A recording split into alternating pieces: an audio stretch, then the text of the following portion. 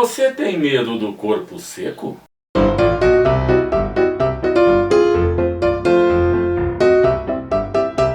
Se você acha que corpo seco é o resultado de uma dieta com poucos carboidratos e muita Herbalife, está redondamente enganado. O corpo seco é uma criatura do folclore brasileiro que aparentemente fez uma cirurgia bariátrica para perder a barriguinha. Só que não.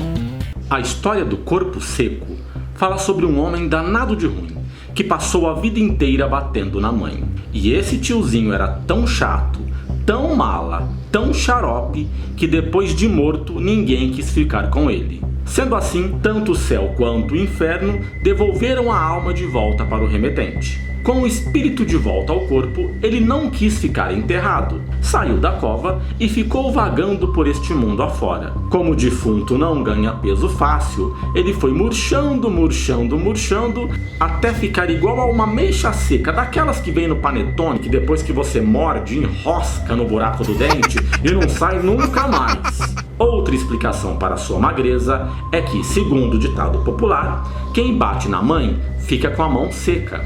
Ou, na linguagem erudita, quem agride a progenitora permanece com a extremidade dos membros superiores, que vai do punho até a extremidade dos dedos, ressequida. O corpo seco tem o hábito de ficar grudado nos troncos das árvores. E quando faz isso, a árvore seca e apodrece.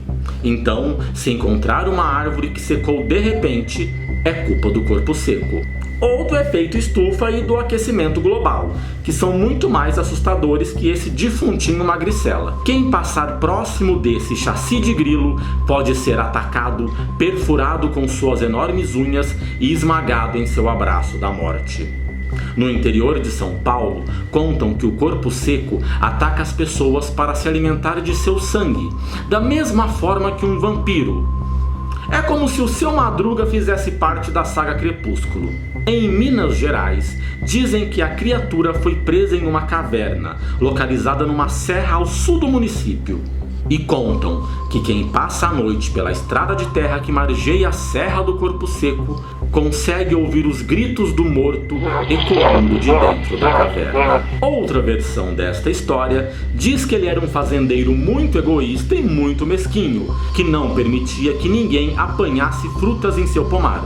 E mesmo depois de morto, ficou cuidando de suas frutinhas e matando qualquer pessoa que se aproximasse do pomar.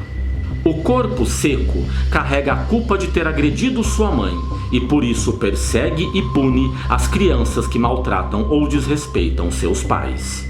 Então você já sabe, se for para educar o seu filho, não chame a Super Nani, chame o corpo seco. Há relatos do corpo seco no estado do Amapá, Paraná, Amazonas, Minas Gerais, no Nordeste brasileiro e em alguns países africanos. E o mais impressionante é que existe um relato feito por soldados brasileiros veteranos da missão UNAVEM 3 que avistaram o corpo seco na região centro-oeste do Brasil. Eu acho isso impressionante.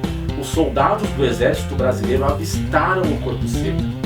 E aí você pensa, os soldados do exército americano até hoje não sabem onde é que está o corpo do Osama Bin Laden. E os soldados do exército brasileiro sabem onde é que está o corpo seco, que nem ser humano não é. Isso é que é exército bom.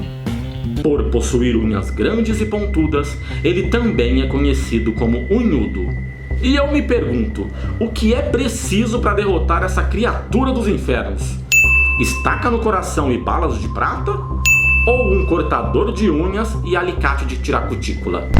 O que eu acho mais interessante é que essa história é supostamente baseada em fatos reais. Aí que ela fica muito mais assustadora. Solta o play, tenebroso!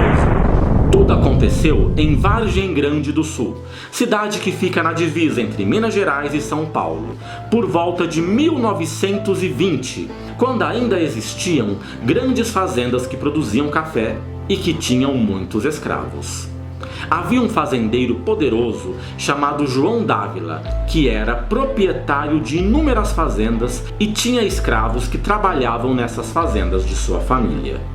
Segundo a história, este homem era grosseiro e arrogante, tratava mal toda e qualquer pessoa que se opunha às suas vontades e era extremamente cruel com os escravos.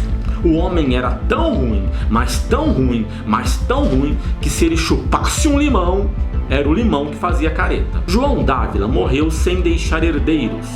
Como não era uma pessoa querida, seu velório foi realizado com um caixão lacrado. Anos depois, foi preciso exonerar o corpo, mas quando abriram o caixão, não encontraram ninguém.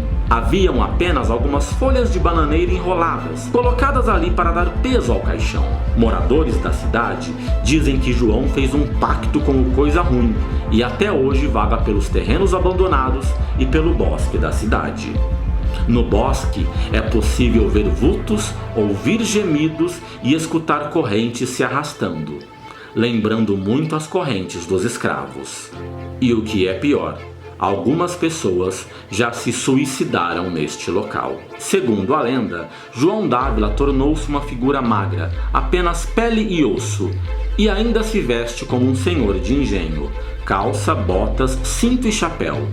Por ser tão magro quanto o tronco de uma árvore, João Dávila ganhou o apelido de João d'Árvore. E dizem que se você se aproximar dele durante a noite, pode ser arrastado para o outro mundo. Até hoje, no bosque de Vargem Grande do Sul, existe uma placa alertando a todos que é proibido permanecer no local após as 19 horas. Afinal, pessoas ali desapareceram e seus corpos nunca mais foram encontrados.